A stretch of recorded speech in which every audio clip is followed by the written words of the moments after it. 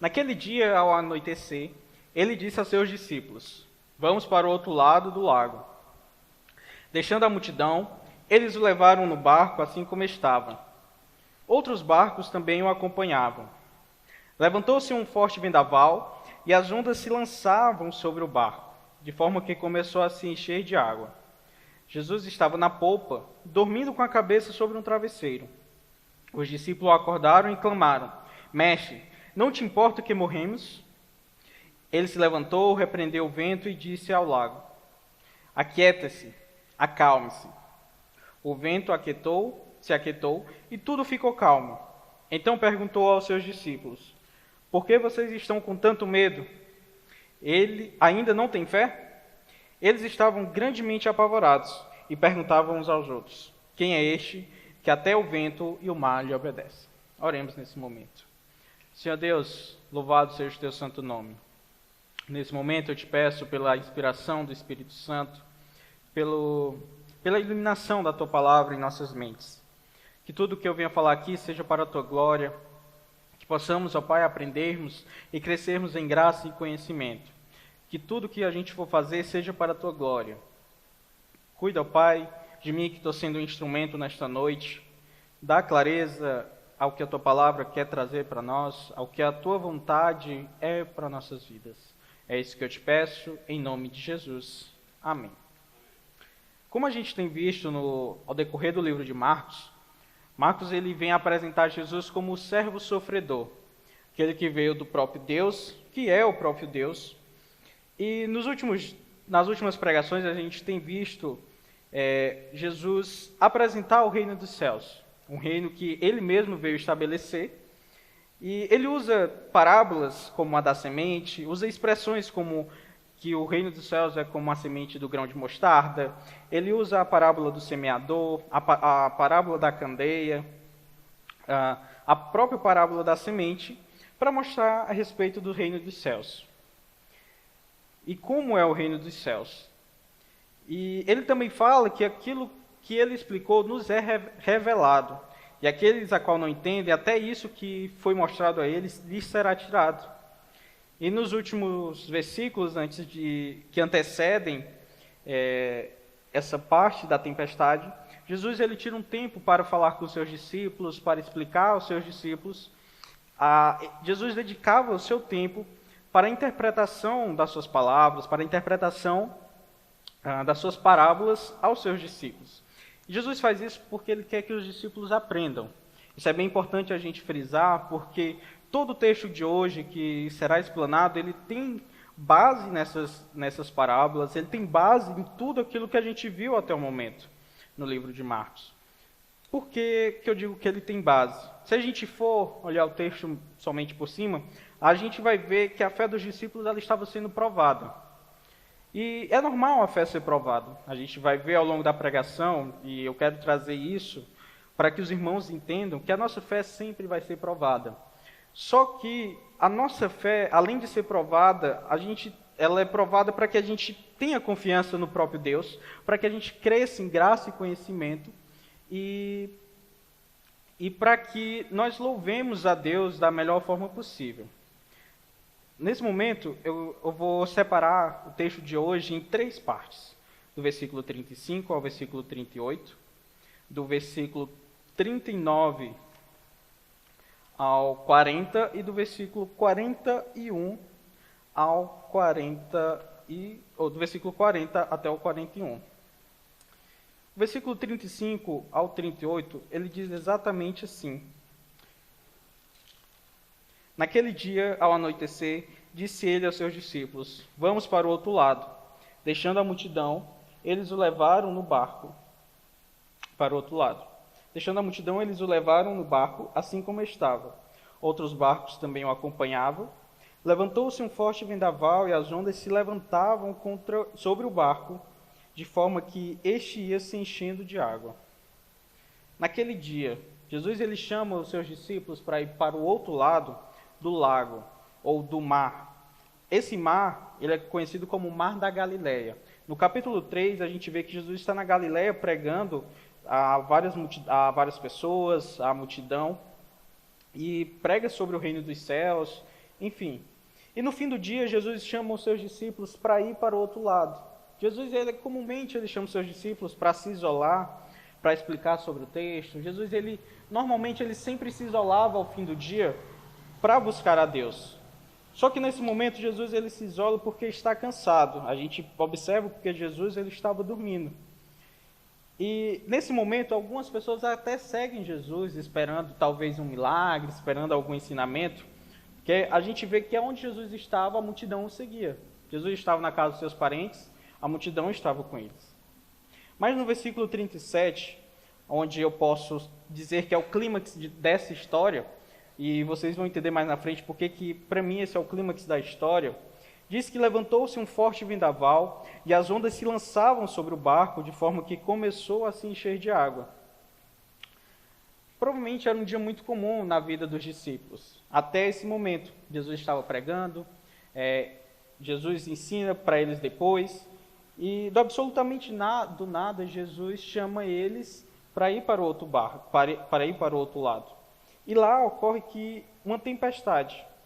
Só que, se a gente for parar para pensar, tempestade no mar não seria um problema para os discípulos. Mas boa parte deles eram pescadores. Boa parte deles estavam acostumados com o mar. E guarde essa informação, porque ela é importante. Que metade deles estavam acostumados com o mar. Provavelmente já tinham passado por várias tempestades, porque era muito comum acontecer esse tipo de tempestade no Mar da Galileia, pela própria questão geográfica que tinha no mar.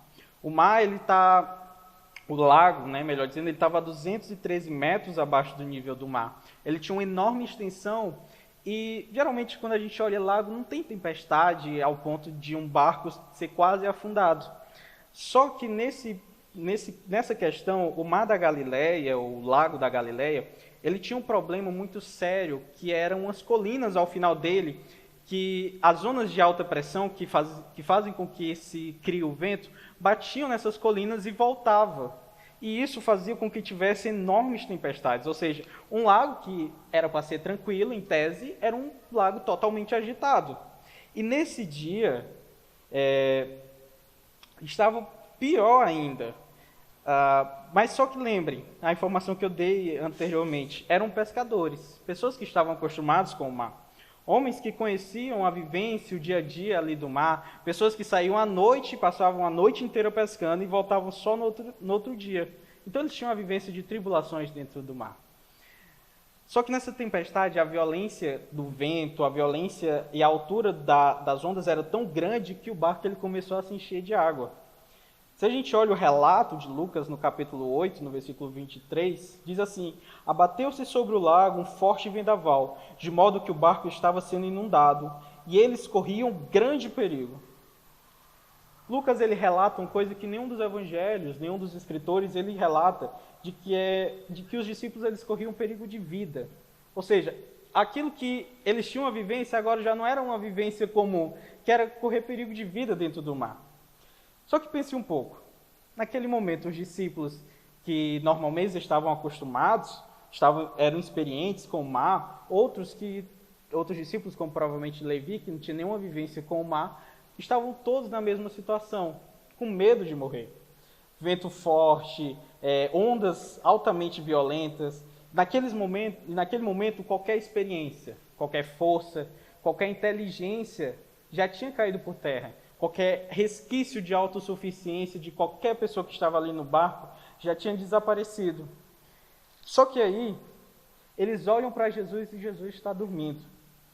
E olhe como é interessante, Jesus está dormindo na última parte do barco, que é na polpa do barco, que fica lá no final, sobre um travesseiro, de forma totalmente tranquila. Observe que Marcos ele fala isso, não meramente só para demonstrar a tranquilidade de Jesus, mas para mostrar que Jesus também é humano. A natureza humana de Jesus, ao ponto dele estar cansado depois de um dia.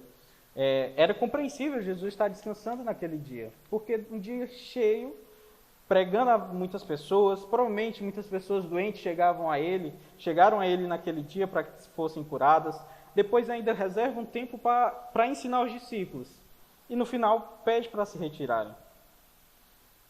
Só que, nesse momento em que os discípulos eles olham para Jesus, isso demonstra uma completa carência da fé dos discípulos. Demonstra uma perplexidade tamanha dos discípulos ao olharem Jesus dormindo. Pense você, num momento de caos, você e mais outra pessoa, e você olha para a pessoa, ela está dormindo tranquilamente. Você olha tão perplexo, você pensa, como que essa pessoa está dormindo? Eu estou quase para morrer aqui e a pessoa está simplesmente dormindo. Eu lembro de uma cena que a Bárbara, a gente dormiu no mesmo quarto nesse dia, a Bárbara, minha irmã, só para deixar claro. E estava uma confusão danada nesse dia, a gente precisava tomar uma decisão muito complexa, e eu estava dormindo como se nada tivesse acontecendo. Ela passou a noite inteira acordada. No outro dia ela me perguntou assim, como é que tu consegue dormir sendo que está acontecendo isso? Eu nem me lembro o que foi que eu falei, mas só disse que eu conseguia dormir, era normal para mim. Mas percebam que os discípulos eles estavam completamente inconformados com aquela situação. Só que essa situação era a prova da fé deles. O mar estava provando a fé dos discípulos naquele momento. Tente pensar como se vocês fossem os discípulos nesse momento.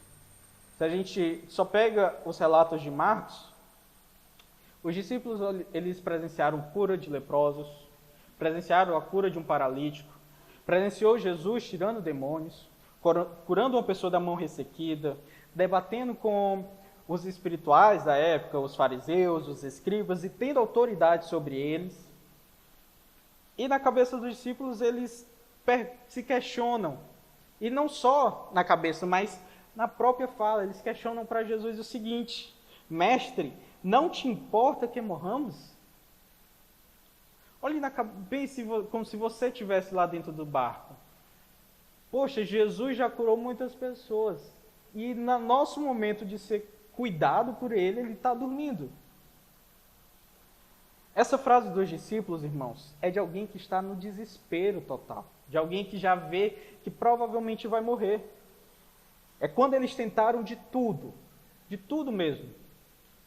É quando a experiência do mar não fala mais, é quando a força que eles poderiam ter para puxar o leme, para tentar alguma coisa, já não existe mais. É quando a sua inteligência, a sua sagacidade já deixa de existir. Eles se voltam para Cristo. Eles lembram daquele que tem poder para curar e para expulsar demônios. Os discípulos estavam carentes da fé em Jesus. A fé deles era pequena. Diversos textos a gente olha Jesus falando, homens de pequena fé. E nesse momento, eles eram de fato homens de pequena fé. As ondas e o vento impetuoso, eles mostram a carência, as preocupações desta vida e também os questionamentos e as indagações que os discípulos tinham a respeito de Jesus. Mostram que eles não tinham uma fé plena em Jesus Cristo. Eu pergunto a vocês, quantas vezes a gente já não passou por momentos em que a nossa fé não estava completamente em Jesus? As provações, elas sempre virão. Paulo, em Romanos capítulo 5, versículo 3 ao 5, diz assim: não só isso, mas também nos gloriamos nas tribulações, porque sabemos que a tribulação produz perseverança. A perseverança, um caráter aprovado. O caráter aprovado, esperança. Essa esperança não nos decepciona, porque o amor de Deus foi derramado no nosso coração por meio do Espírito Santo que Ele nos deu. As provações, as tribulações, elas sempre virão. E elas não são só para nos testar, mas também para nos fortalecer. Naquele momento, os discípulos eles estavam passando por tamanha tribulação. A fé deles estava sendo provada pelo mar, por aquilo que eles viviam diariamente. E se de fato eles criam em Deus, ou se eles eram como os outros que diziam que criam com a boca, mas logo depois se esqueciam das palavras de Jesus. As provações, elas não servem para mostrar para Deus o quanto é que eu creio nele, porque Deus já sabe disso, ele é onisciente. A fé ela é um dom e é dado por Deus. E para que serve a provação? Eu vejo exemplos bíblicos, como por exemplo de Abraão, que a sua fé ela foi provada em relação ao seu filho, dele ter que sacrificar seu único filho, Isaque. E ele iria sacrificar. A fé dele era tamanha que ele acreditava que Deus iria ressuscitar, porque ele acreditava nas promessas do próprio Deus, aquele que pediu um sacrifício. E mesmo assim, ele foi lá e quase ia sacrificando, até Deus dar um cordeiro para que fosse sacrificado no lugar. As provações, elas não são para mostrar para Deus, ou não são para nos gabarmos de que a gente tem fé. Não. As provações, elas são para nos fortalecer. As provações, quando a gente passa, elas são para mostrar para nós que tipo de pessoa nós somos, se realmente temos fé em Deus, se a gente faz a distinção entre provação e tentação. Quando ele fala de provação, ele diz, porque feliz é o homem que persevera na provação, porque depois de aprovado, receberá a coroa da vida que Deus prometeu aos que amam. Provação, ela sempre vem do Senhor, para nos, não como um teste meramente, mas para nos fortalecer. Quantas vezes a gente já não passou por tribulação?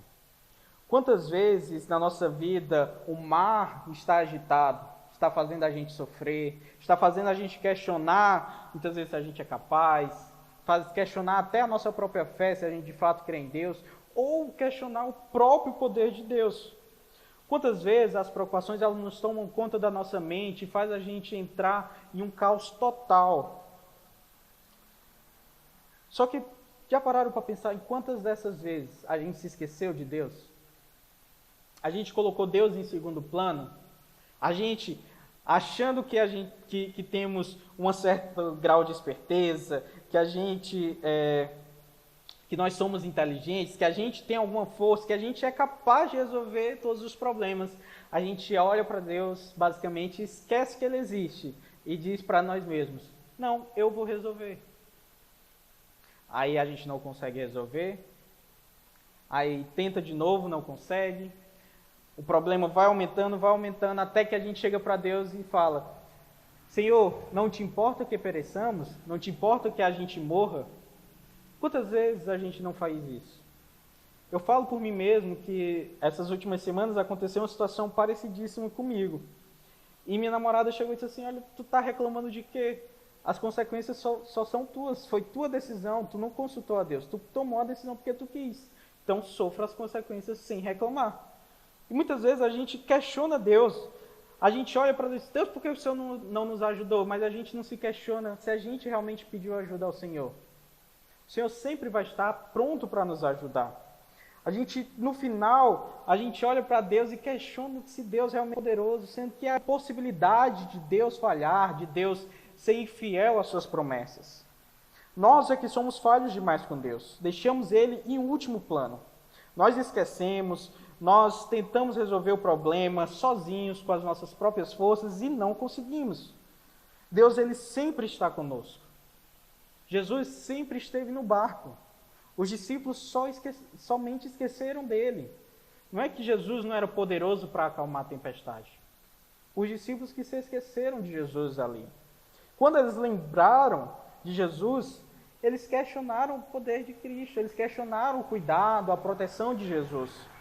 Mas, se a gente lembrar de das músicas bem antigas, assim, que normalmente se cantam nas igrejas, que é aquela que Jesus está no meu barquinho, que diz assim, se o medo me cercar, ou se o vento soprar, o teu nome eu clamarei e ele me socorrerá.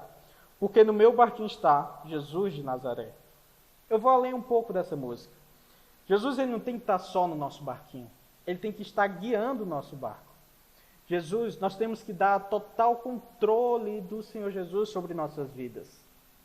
Jesus, ele tem que estar com as rédeas da nossa vida nas mãos. Não é meramente, eu confio em Cristo. Não, é deixar Deus, é deixar Cristo nos guiar. É nossa fé estar firmada em Jesus. Os discípulos, eles clamaram com medo. Eles se questionaram. E por isso que eu digo que essa parte é o clímax da história. Porque se a gente for pensar como se fosse uma série de televisão, o episódio ia acabar aqui e só ia aparecer 2 semanas depois, continuando o resto da história. Deles perguntando a Jesus, o Senhor vai deixar a gente morrer? E agora, o que Jesus iria fazer em relação aos discípulos? A gente tem que pensar muitas vezes, irmãos, não como a cabeça dos discípulos, que presenciaram várias e várias vezes a demonstração de poder de Jesus.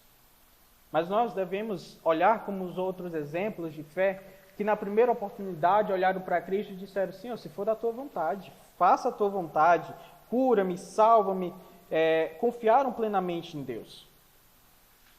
E a partir desse momento, dessa pergunta, a gente chega na resposta de Cristo, a gente chega naquilo que Cristo iria fazer. Versículo 39 e 40, que diz assim, Ele se levantou, repreendeu o vento e disse ao mar, aquiete-se, acalme-se. O vento se aquietou e fez completa bonança. Versículo 40. Então perguntou aos seus discípulos, por que vocês estão com tanto medo? Ainda não têm fé? Jesus se levanta, repreende o mar e diz, acalma-te, aquiete-se. E o vento instantaneamente ele se aquietou e veio a completa bonança. É assim que o texto ele trata. Jesus, o mesmo Jesus, como eu citei várias vezes aqui, que teve diversas vezes demonstração do seu poder. O mesmo Jesus que curou, o mesmo Jesus que expulsou os demônios, o mesmo Jesus que é o Senhor do sábado. E que agora, o benefício não era em relação a outros, não era em relação a terceiros, mas em relação aos seus, aqueles que estavam com ele na caminhada do dia a dia. Jesus está demonstrando nesse momento o cuidado com eles, mesmo que eles tenham pouca fé. A fé, geralmente as pessoas têm um entendimento meio que equivocado da fé, achando que a fé ela necessariamente vai fazer Deus agir. Não, Deus age independente da fé. Quantas vezes Jesus não curou independente da fé das pessoas que supostamente acreditavam, ou que nem de fato acreditavam, mas Jesus curou porque ele queria curar. Aqui está um exemplo, os discípulos tinham pouquíssima fé. Jesus pergunta, vocês ainda não têm fé? Porque Jesus sabia que a fé dos homens, a fé dos discípulos era pequena, não era capaz de parar o mar, de parar o vento. Mas Jesus, com seu poder, pôde fazer isso. Jesus ele demonstra mais uma vez a sua autoridade, o seu poder. Jesus ele cuida dos seus.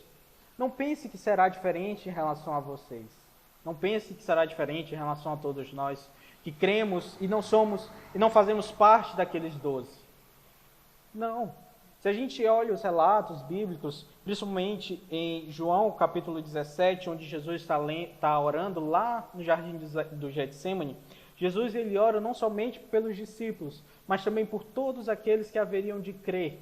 Jesus ele ora porque ele sabia que passaríamos por tribulações, sabia que passaríamos por perseguições, e Jesus mesmo assim ora. Jesus ora não só para que Deus cuide da gente, mas também para que Ele sustente a nossa fé. Jesus fala, Pai, eu oro por aqueles que creem em mim, por aqueles que ainda virão de vir. Jesus orou por você antes mesmo de você nascer. Jesus orou por cada um de nós, para que Deus cuidasse de nós, antes mesmo de qualquer cogitação da nossa vida. Deus já nos conhecia antes mesmo da gente nascer. E Deus cuidou de nós e continuará cuidando de nós, independente da nossa fé. Ele promete uma coisa a Josué, que no texto de Hebreus, capítulo 3, versículo 5, repete novamente, que ele diz, não te deixarei, jamais te abandonarei. Irmãos, Deus sempre está conosco. Deus sempre está nas nossas vidas. Deus sempre está no nosso barco. Deus sempre estará cuidando de nós. Só que confiar em Deus não é uma tarefa fácil. Ter fé em Deus não é uma tarefa simples, não é uma tarefa que, não, eu confio em Deus e está tudo bem. Os discípulos passaram por essa tribulação. Geralmente, irmãos, a gente vai ter que tomar decisões nas nossas vidas que são completamente difíceis. A gente vai ter que ter ações que são difíceis de ter. A gente vai passar por problemas extremamente complexos. E muitas vezes a gente tenta ter ações sem Deus. A gente tenta fazer as coisas sem consultar a Deus, tenta resolver os problemas. E muitas dessas vezes que a gente tenta, só vem consequências dessa tentativa. Porque a gente não tem poder sobre os problemas, a gente não tem poder sobre o caos que muitas vezes é instalado em nossa vida. E a gente tenta culpar Deus quando nada dá certo. A gente se pergunta, Deus, cadê o Senhor? O Senhor não que disse que ia cuidar de mim? Mas a gente se esquece de Deus, a gente não confia em Deus. Por isso que confiar em Deus não é uma tarefa fácil. A gente esquece muitas vezes de orar ao Senhor para tomar decisões. A gente olha, por exemplo, para os reis de Israel, eles oravam antes de ir para a batalha. E era uma decisão extremamente difícil, porque eles sabiam que se Deus não estivesse com eles, eles não poderiam fazer nada. Tiago, ele fala que é tolo o homem que diz que vai fazer alguma coisa amanhã ou daqui a um mês. O certo é a gente falar, se Deus quiser, eu irei para tal lugar próximo mês, eu irei fazer tal coisa, porque a nossa confiança tem que estar em Deus. Moisés fala que se o Senhor não estiver comigo, eu não irei. E isso, confiar em Deus, é colocar tudo que a gente tem, nossa fé completamente em Deus. Não é parar de agir e dizer, não, confio em Deus. Não, é agir confiando em Deus. Confiar plenamente em Deus quebra a gente, quebra o nosso orgulho, quebra qualquer sentimento de autossuficiência, qualquer sentimento de que a gente tem poder, de que a gente tem força, de que a gente é inteligente, de que a gente tem experiência, de que a gente vai conseguir resolver um problema, porque a gente é autossuficiente. Confiar em Deus quebra demais o nosso orgulho. Muitas vezes eu passei por questionamentos entre eu e Deus, achando que eu poderia resolver um problema, mas tolo demais eu fui achando que eu poderia resolver o meu problema sem Deus. Muitas vezes eu fui exortado por pessoas próximas a confiar plenamente em Deus. Essa mensagem ela me impactou bastante porque eu estou passando por um problema parecido com isso. E a plena confiança em Deus é a coisa mais difícil do mundo, porque ela quebra o meu orgulho, ela quebra qualquer ideia que eu tenha, ela quebra aquilo que eu mais prezo no mundo, que seria a minha capacidade intelectual, que seria a minha força, que seria a minha experiência, ela vai quebrar. A fé plena em Deus, ela exige que nós nos ajoelhemos para Deus e digamos, Pai, eu não consigo, somente o Senhor pode me ajudar. Ou como o leproso, que ele diz, se quiseres, tu pode me purificar. Não é, Deus, eu tenho fé, me purifica. Não, é se tu quiseres, pode me purificar. A fé, ela nos coloca de joelhos perante Deus. Ela nos humilha completamente, porque a gente não tem capacidade para nada. Por último, versículo 40 e 41. Versículo 41, que diz, eles estavam apavorados e perguntavam uns aos outros, quem é este que até o vento e o mar lhe obedecem? No versículo 40, Jesus pergunta, por que estão com tanto medo? Ainda não têm fé? Se a gente parar para pensar, a Bíblia, ela retrata alguns marinheiros. A gente lê o texto de Salmos, mas também tem outros textos, como por exemplo em Jonas, no capítulo 1, e os marinheiros de Jonas, do livro de Jonas, são os que mais se parecem com a situação dos discípulos. No versículo 16 de Jonas capítulo 1 diz assim, tomados de grande temor ao Senhor, os homens ofereceram sacrifício e se comprometeram por meio de votos. Irmãos, os discípulos eles estavam atônitos, estavam totalmente impressionados e com grande temor. Mais temor ainda do que a situação anterior. Eles estavam completamente, além de estarem maravilhados, eles estavam se perguntando assim, quem é este que até o vento e o mar lhe obedecem? O temor deles foi tão grande pelo que Jesus fez, que eles se questionam quem era o próprio Cristo. Eles se questionam quem é esse de fato. Jesus, ele acalma imediatamente o vento. O vento e o mar obedecem de forma tão instantânea que o texto fala logo depois veio a bonança.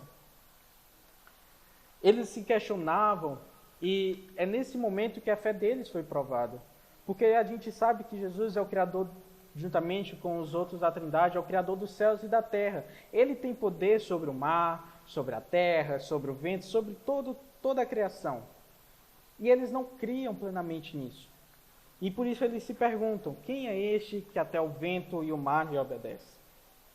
Os discípulos sentiram grande temor na presença de Jesus quando ele acalma o mar.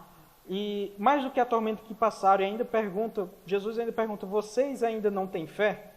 É uma pergunta muito simples, Jesus. Vocês ainda não têm fé?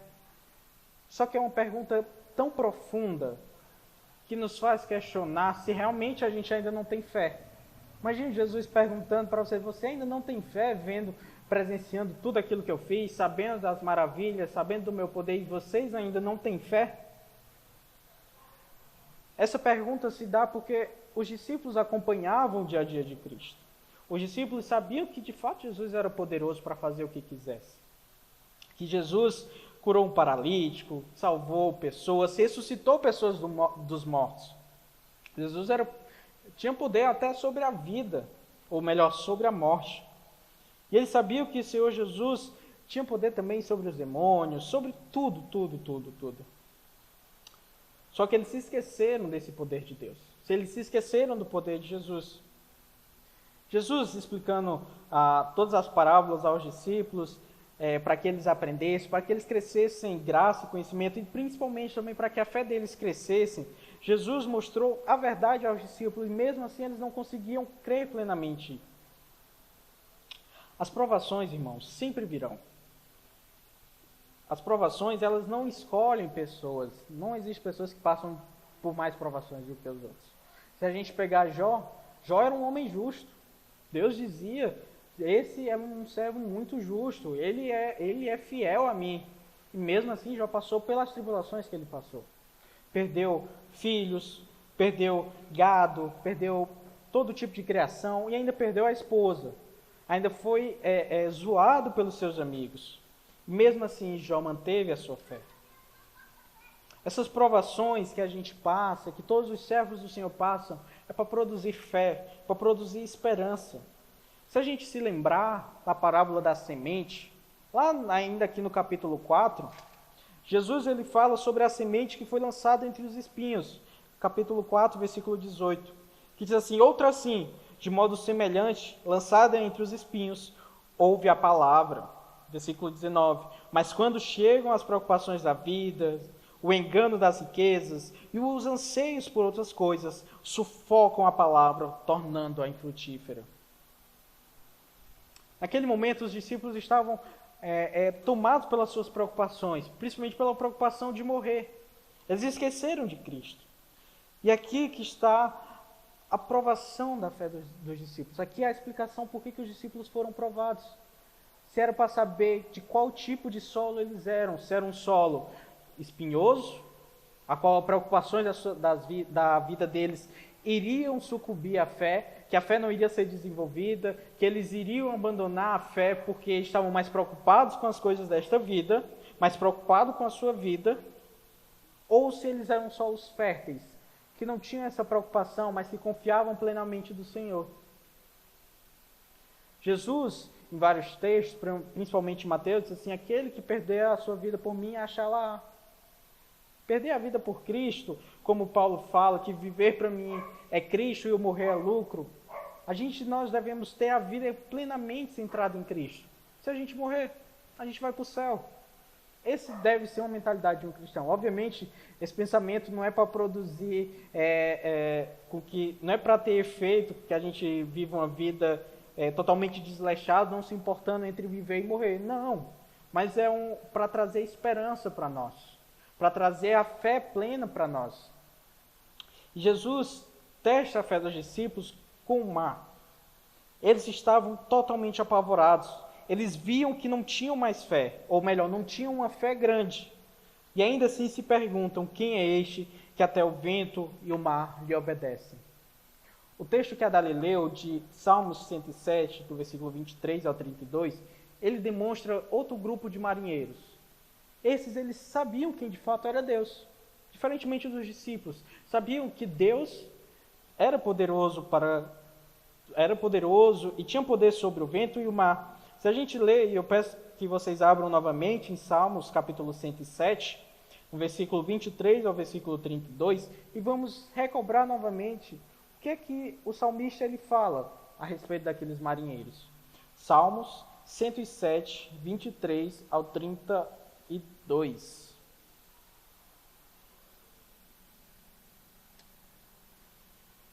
Salmo 107, do 23 ao 32, que diz assim: os que, tomando navios, descem aos mares, os fazem tráfico na imensidade das águas, esses veem as obras do Senhor e as suas maravilhas nas profundezas do abismo. Pois ele falou e fez levantar o vento tempestuoso, que levou as ondas do mar. Subiram até os céus, desceram até os abismos. No meio destas angústias, desfalecia-lhes a alma. Andaram e cambalearam como ébrios, e perderam todo o tino. Então, na sua angústia, clamaram ao Senhor, e Ele os livrou das suas tribulações. Fez cessar a tormenta, e as ondas se acalmaram. Então se alegraram com a bonança, e assim os levou ao desejado porto. Rendam graças ao Senhor por sua bondade e por suas maravilhas para com os filhos dos homens. Exaltem-no também na Assembleia do Povo e glorifiquem no conselho dos anciãos. Estes marinheiros sabiam quem era Deus. Sabiam que Deus tinha bondade. Sabiam que Deus era poderoso em relação ao vento, em relação ao mar, em relação à sua criação. E olha a diferença deles. No versículo 28 diz assim: então na sua angústia clamaram ao Senhor, e Ele os livrou das suas tribulações. A primeira ação deles não foi tentar controlar, não foi tentar remediar a situação, não, foi confiar no Senhor, foi clamar pelo Senhor. Eles clamaram ao Senhor, eles não duvidaram do poder de Deus. Eles sabiam que Deus era o único poderoso para tirar eles daquela situação. E no momento que Deus tira, eles louvam ao Senhor. Irmãos, as provações elas virão, mas saibam que Deus estará sempre conosco. Deus estará lá sempre para nos sustentar, para cuidar de nós, para aumentar a nossa fé quando ela for pequena, para nos guiar. Ele vai estar lá sempre para acalmar a tempestade. Não te deixarei, jamais te abandonarei. Não é uma promessa vazia, é uma promessa concreta de Deus. É uma promessa daquele que nunca descumpriu uma promessa sua. Passando para o final da pregação, tem algumas aplicações a respeito desse texto para nossas vidas. As provações, elas nos são úteis. Muitas vezes a gente se questiona, quando a gente passa por uma provação, a gente questiona Deus, mas elas são úteis demais para a nossa vida. Elas são úteis porque elas nos firmam em Cristo.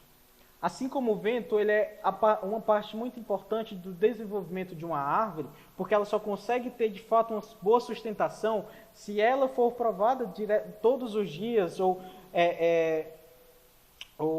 todos os momentos pelo vento. Então ela consegue ter uma boa sustentação e continuar firme.